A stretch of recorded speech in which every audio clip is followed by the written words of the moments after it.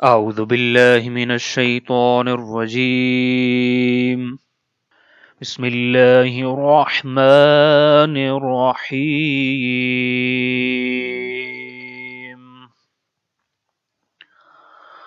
قال أراغب أنت عن آلهتي يا إبراهيم لئن لم تنته لأرجمنك واہجرنی مليا۔ سورہ مبارکہ مریم ورس نمبر 46۔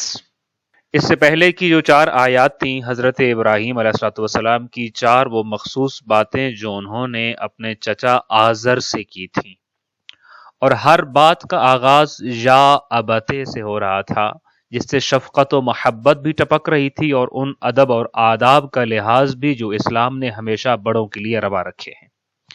جب حضرت ابراہیم علیہ السلام اپنی 4 باتیں اپنے چچا آزر سے کر چکے، اور وہ چاروں باتیں بتوں کی پرستش سے رک جانے کے بارے میں اور اس علم کی اتباع کر لینے کے بارے میں جو حضرت ابراہیم علیہ السلام پر اترا، اور شیطان کی اطاعت سے خدا کی نافرمانی صدق کرتی ہے، اور جو بھی شیطان کی اطاعت کرتا ہے یا خدا کی نافرمانی کرتا ہے وہ شیطان کی دوستی میں چلا جاتا ہے، اور خدا رحمان اور رحیم کا غضب اور عذاب اس پر لازم ہو جاتا ہے۔ یہ وہ 4 باتیں جو حضرت ابراہیم علیہ السلام نے کی۔ حضرت ابراہیم کی گفتگو سن کے آزر نے کیا کہا؟ سورہ مریم ورس نمبر 46، یعنی اسی آیا میں اس کلام کو قرآن مجید بیان کر رہا ہے۔ قال، تو حضرت ابراہیم علیہ السلام کے چچا آزر نے کہا، اراغب انت عن آلہتی، اراغب کیا روگرداں ہے، کیا تو پھرا ہوا ہے، کیا ہٹا ہوا ہے، انت تو، ان کا معنی ہے سے، آلہتی میرے خداؤں سے، آلہہ الہ کی جمع ہے، الہ یعنی ایک خدا، اور آلہتی یعنی کہ ان کے بہت سارے خدا۔ کچھ روایات میں اور آثار میں تو یہ ملتا ہے کہ 5000 کی تعداد میں ان لوگوں کے خدا تھے۔ سو قال اراغب انت عن آلہتی، کیا تم میرے خداؤں سے ہٹے ہوئے ہو، پھرے ہوئے ہو، یا ابراہیم، اے ابراہیم۔ یہاں ایک لفظ استعمال ہوئے اراغبن۔ ہم اردو میں اس کا آپ کہہ لیجیے اس کی فیملی کے کچھ الفاظ کو استعمال کرتے ہوتے ہیں، رغبت کرنا، میلان کرنا، کسی چیز کو پسند کرنا اور اس کی طرف متوجہ ہونا۔ عربی زبان میں یہ جو لفظ ہے رغبہ، یہ 2 طرح کے معنی کے لیے استعمال ہوتا ہے۔ اگر اس کے بعد پریپوزیشن کہہ لیجیے رغبہ فی ہے ہو تو اس کا مطلب ہوتا ہے کسی چیز کی طرف رغبت کرنا، کسی چیز کی طرف دلچسپی رکھنا، کسی چیز کے لیے حریص ہونا۔ لیکن اگر وہ رغبہ الیہ، یعنی پریپوزیشن جو رغبہ کے بعد آ رہا ہے وہ الیہ ہو، تو اس صورت میں اس کا معنی یہ ہو جاتا ہے کہ کسی چیز سے بے رغبتی کرنا، کسی چیز سے پھر جانا، کسی چیز سے باز آ جانا، کسی چیز سے دور ہو جانا۔ یہاں جو راغب انت ان آلہتی، سو راغبن کا استعمال ان کے ساتھ آیا ہے۔ سو راغب ان کا مطلب یہ ہوگا کیا تو پھرا ہوا ہے، کیا تو ہٹا ہوا ہے۔ قرآن مجید میں خود یہ ایک اور جگہ یہ لفظ استعمال ہوا ہے کہ وہ من یرغب ان ملت ابراہیم، یرغب ان یعنی ان کا لفظ استعمال ہوا ہے۔ تو یرغب ان کا مطلب ہم یہی کرتے ہیں کہ جس نے بھی ملت ابراہیم سے انحراف کیا، ملت ابراہیم سے ہٹ گیا، ملت ابراہیم سے دوری اختیار کی، وہی بالکل ایگزیکٹلی میننگ یہاں پہ اراغب انت عن آلہتی، کیا تم میرے خداؤں سے دوری اختیار کیے ہوئے ہو، کیا تم ان سے برگشتہ ہو، کیا تم ان سے پھرنے والے ہو اور میرے خداؤں سے پھرے ہوئے ہو، یا ابراہیم، اے ابراہیم۔ لئن اگر لم تنتہے تو باز نہ آیا، لم تنتہے، ہم اس کو وہ لوگ جو عربک گرامر سے آشنا ہے ہم اس کو کہتے ہوتے ہیں، یہ تنتہے کو جو لفظ ہے یہ مضارع ہے اور نفی کا صیغہ ہے، اور اس کے اوپر جو لم آیا ہے یہ جاحد کے لیے آیا ہوا ہے۔ اصل میں یہ تنتہی تھا، اس کے آخر میں ایک چھوٹی یا بھی تھی اور لم آ جانے کی وجہ سے وہ ڈراپ ہو جاتی ہے، قاعدہ اور قانون یہ ہوتا ہے۔ لم تنتہے اگر تو باز نہ آیا، اگر تو اپنی اس حرکت سے رکا نہیں، لَأَرْجُمَنَّكَ، یہاں جو یہ لفظ ہے اس کا روٹ لیٹرز رجم سے نکلے ہیں، را، جیم اور میم۔ لَأَرْجُمَنَّكَ اس کی جو شروع میں لام ہے اس کو لام تاکید بولتے ہوتے ہیں۔ جب آپ کسی چیز کے بارے میں حتمی فیصلہ کرتے ہیں اور آپ کا فیصلہ یہ ہوتا ہے کہ آپ نے اس کام کو ضرور بس ضرور کرنا ہے، تو پھر اس کام سے کرنے سے پہلے آپ لام لگا دیتے ہوتے ہیں کہ میں اس کام کو ضرور کروں گا۔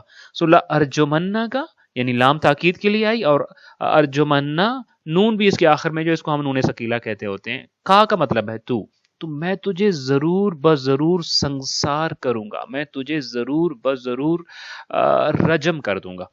میں یہاں عرض کرتا چلوں کہ رجم جو ہوتا ہے یا سنسار کرنا ایک سزا ہے اور ایک شرعی سزا ہے، جس کا طریقہ یہ ہوتا ہے کہ زمین میں ایک گڑھا کھودا جاتا ہے اور اس گڑھے میں پھر جو مجرم ہوتا ہے اس کو کمر تک کہہ لیں یا پھر سینے تک زمین کے اندر دفنا دیا جاتا ہے، اس گڑھے میں گاڑ دیا جاتا ہے اور پھر اس پر پتھر برسائے جاتے ہیں اور اس قدر پتھر اس کو مارے جاتے ہیں کہ وہ یہاں تک کہ وہ وہیں مر جاتا ہوتا ہے۔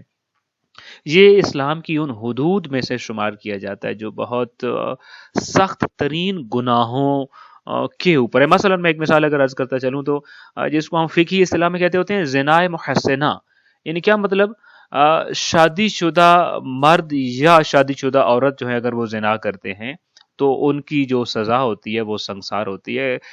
بعض جو فقہا کہہ لیجئے یا بعض روایات کی بنیاد پر اور فقہا کے نزدیک لواط کی سزا بھی ہو سکتی ہے، البتہ اس کی اپنی بڑی سخت شرائط ہیں۔ یہ ایسے نہیں ہے کہ بغیر ان شرائط کے رجم یا سنسار، بلکہ بعض مجتہدین اور صاحب آراء اور دانشور حضرات تو آج کل کے زمانے میں اس کی متبادل سزا کا قانون لانے کی بات کرتے ہوتے ہیں کہ آج کل کے زمانے میں شاید اس سزا کو قائم رکھنا اور باقی رکھنا جو ہے وہ کچھ مسائل کا سبب بن سکتا ہے اور ہوتا ہے، تو اس کے متبادل سزا کی قانون سازی ہو سکتی ہے یا نہیں ہو سکتی، اس کے بارے میں علمی حلقوں میں گفتگو ہوتی ہے۔ لَإِن لَّمْ تَنْتَهِ، اے ابراہیم تم اگر باز نہ آئے، لَأَرْجُمَنَّكَ تو میں ضرور بضرور تمہیں رجم کر دوں گا۔ یہاں تفسیر مظہری میں بڑا خوبصورت قسم کا جو ایک الفاظ استعمال ہوئے ہیں وہ یہ ہیں کہ اگر تو باز نہ آیا تو میں تجھے پتھر سے ماروں گا۔ یعنی عموماً ہوتا ہے نا کسی کو آپ گالی اور دشنام دیتے ہیں، کسی کو تھپڑ مارتے ہیں اور کسی کو کوئی ڈنڈا مارتا ہے، لیکن ایک بڑی سخت سزا ہوتی ہے کسی کو پتھر سے مارنا۔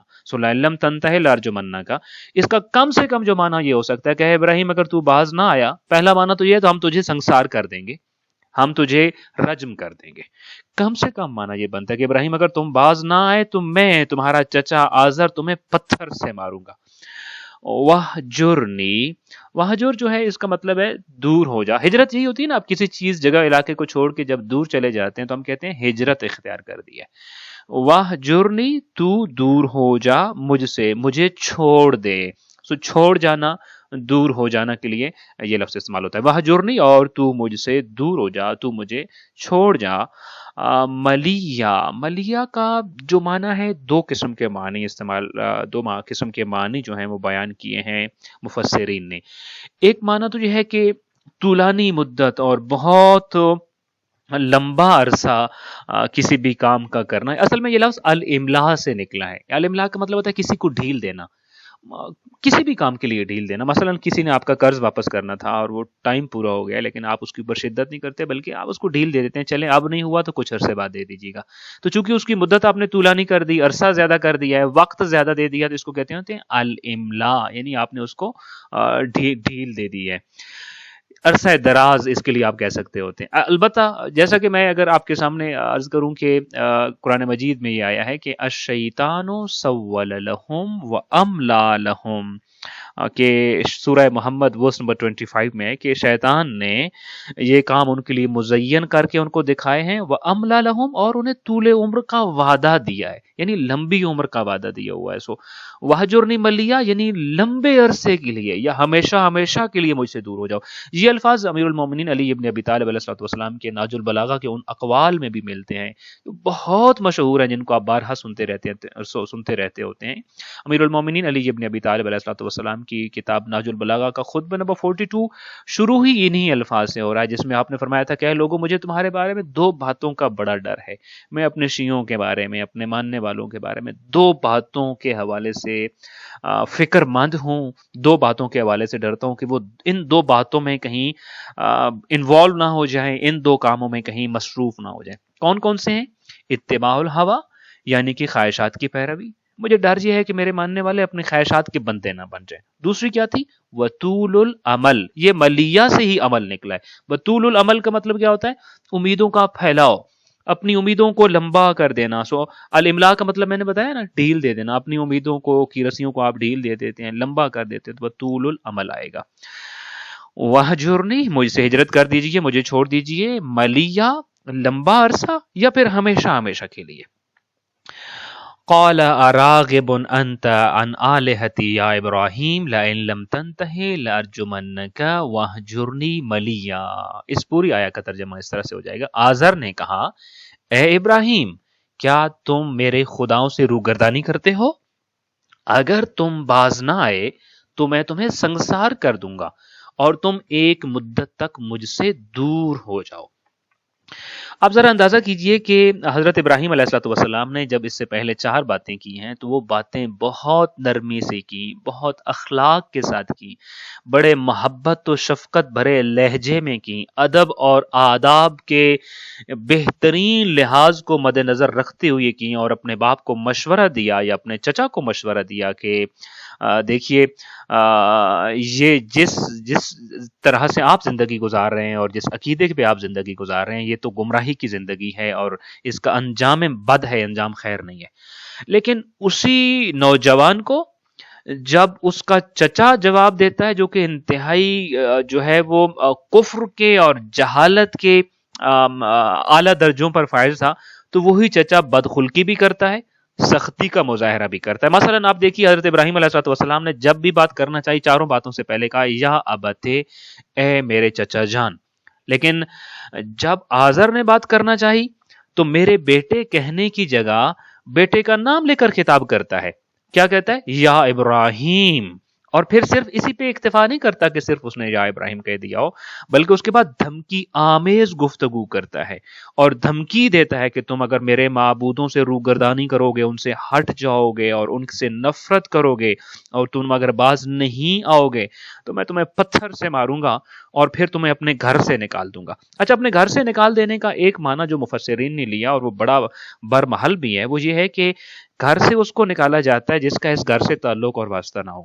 آپ یہ دھمکی اس بندے کو دے سکتے ہیں جو آپ کے گھر کا نہیں ہے مگر آپ کسی فور سم ریزنز آپ کے ساتھ رہ رہا ہے، آپ کے گھر میں رہ رہا ہے۔ تو اس بات سے جو فوری نتیجہ نکلتا ہے یا کہ فوری طور پہ جو بات سمجھ آتی ہے وہ یہ ہے کہ حضرت ابراہیم علیہ السلام اپنے چچا کے گھر میں رہتے تھے، اور چچا کے گھر میں رہنے کی وجہ سے ابراہیم نے یہ کہا کہ اگر تم نے میرے خداؤں کے بارے میں وہ عقیدہ نہ رکھا جو میرے پاس ہے تو میں تمہیں اپنے گھر سے نکال دوں گا۔ لہٰذا جو ان کے باپ نہیں تھے بلکہ ان کے چچا تھے۔ ابھی جیسے میں آپ کے سامنے عرض کیا کہ حضرت ابراہیم علیہ السلام کے ساتھ ان کے چچا گفتگو کرتے ہوئے جو لہجہ اختیار کر رہے ہیں، یہاں سے اصل میں 2 چیزیں ہیں، یہاں سے ہمیں فرق سمجھنا ہوگا۔ ایمان اور کفر کے درمیان فرق کیا ہے؟ ہدایت کی گفتگو کی حضرت ابراہیم علیہ السلام نے، پیار کی گفتگو کی، شفقت کی گفتگو کی، محبت کی گفتگو کی، دعوت دی ہے، لیکن اس ہدایت کی دعوت کا جواب اتنی سختی سے دے رہا ہے ان کا چچا، اور جو درخواست حضرت ابراہیم علیہ السلام بڑے باادب طریقے سے کر رہے تھے اور وہ ریکویسٹ کر رہے تھے اور درخواست کر رہے تھے، اس کو سختی سے رد کرتے ہوئے دھمکیاں دینے پہ، وہ جو عمر میں بھی بڑا ہے وہ دھمکیاں دینے پہ اتر آیا ہے۔ یہاں سے ایمان اور کفر کے درمیان فرق کیجئے۔ دیکھیے، میرا اور آپ کا عمل یا کفر اورینٹڈ ہوگا یا ایمان اورینٹڈ ہوگا۔ میرے کام کے حوالے سے اور آپ کے کام کے حوالے سے یہ نہیں دیکھا جائے گا کہ آیا یہ کلمہ گو ہے یا نہیں ہے۔ میرے اور آپ کے کام کا طریقہ کار دیکھا جائے گا کہ اس کا طریقہ کار کیا ہے۔ کیا یہ کفر اورینٹڈ ہے؟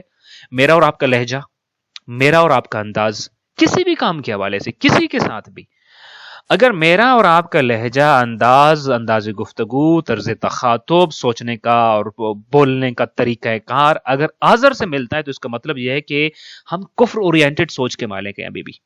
ہم یوں کہہ لیجئے کہ قبیلہ آذر سے تعلق رکھتے ہیں، لیکن اگر کسی شخص کا طرز تخاطب، طرز تکلم، انداز گفتگو، سوچنے کا طریقہ، لوگوں سے پیش آنے کا طریقہ حضرت ابراہیم علیہ الصلوۃ والسلام کی طرح کا ہے، تو اس کا مطلب ہے اس کے اندر ایمان پایا جاتا ہے اور وہ ایمان اورینٹڈ اپروچ کا مالک ہے. یہ فرق ہے. لہذا جس کے دل کو اسلام نے مہذب بنا دیا ہو وہ کیسا ہوتا ہے، اگر یہ دیکھنا ہو تو ابراہیم علیہ الصلوۃ والسلام کو دیکھیے. اور پھر ہمارے لیے پیغام اس میں یہی ہے کہ حضرت ابراہیم علیہ الصلوۃ والسلام کو جب ہم اس میں دیکھ رہے ہوتے ہیں تو پھر ہم نے یہی دیکھنا ہے کہ اسلام نے ہمارے دل کو مہذب بنایا یا نہیں بنایا. اگر بنایا تو ہم ایمان اورینٹڈ بندے ہیں، اور جس کے دل کو کفر نے برباد کر دیا ہو وہ کیسا ہوتا ہے، اس کے لیے آزر کا اسکیچ سامنے رکھیے، اس کی پرسنالٹی سامنے رکھیے. اگر آزر کی طرح کا رویہ ہے تو قرآن مجید کی اس سورہ کی اس آیا سے، چونکہ ہم نے آئیڈیا یہی رکھا ہوا ہے اس میں کہ ہم جب بھی کوئی کسی سورہ پہ بات کرتے ہو، کسی بھی آیا پہ بات کرتے ہوتے ہیں، تو ہمارا مقصد یہ ہوتا ہے کہ ہم اس آیا سے اپنی روزمرہ زندگی میں تبدیلی لے کے آئیں. کم از کم 24 آور اس ایک آیا پہ سوچیں، سمجھیں، اور اگلے نیکسٹ 24 آور کے لیے اس آیا پہ عمل کرنے کی کوشش کریں. To be living with that آیا ایٹ لیسٹ فار 24 آورس.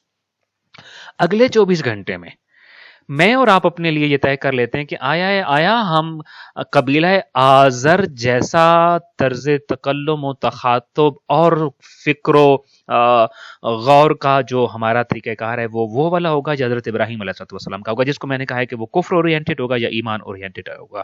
حضرت ابراہیم علیہ السلام نہ پہلے طیش میں آئے نہ اب طیش میں آئے.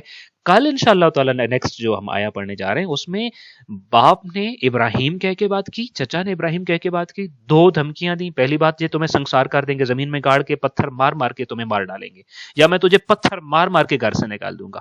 اور دوسرا یہ کہ میرے گھر سے نکال دوں گا اگر تم نے اب یہ بات کی. ابراہیم علیہ السلام ابھی بھی طیش میں نہیں آئے، بلکہ وہ جو ایمان اورینٹڈ گفتگو تھی اور وہ جو ایمان کا سراپا بن کے جو گفتگو کر رہے تھے، آپ نے اس کا جواب یہ دیا، تم پر خدا کی سلامتی ہو. قال السلام علیکہ. اتنی سخت گفتگو اور ہٹ دھرمی کی گفتگو کرنے والے انسان کے بارے میں پہلا جملہ حضرت ابراہیم علیہ السلام کا یہ تھا، تم پر سلامتی ہو. یعنی نہ جھگڑا ہے، نہ دھمکی ہے، نہ کوئی تردید ہے، نہ ارادہ قتل کے جواب میں کوئی اور رد عمل ہے، بلکہ ایک دعا ہے، سلام علیکہ، خدا کی سلامتی ہو تیرے اوپر. آئیے آج کی اس آیت سے انشاءاللہ تعالیٰ اپنے لیے طے کرتے ہیں کہ ہم اپنے اخلاق کے ذریعے، اپنے عمل کے ذریعے اپنے ایمان کی دلیل خود بنیں گے. دعائے خالق کائنات ہمیں اپنے ایمان و عمل کی حفاظت کرنے کی توفیق عطا فرمائے اور علم و عمل نافع کی دولت سے مالا مال فرمائے. جو علم اور جو معلومات ہمیں میسر ہوں ان کے اوپر عمل کرنے کی توفیق عطا فرمائے. السلام علیکم ورحمۃ اللہ وبرکاتہ.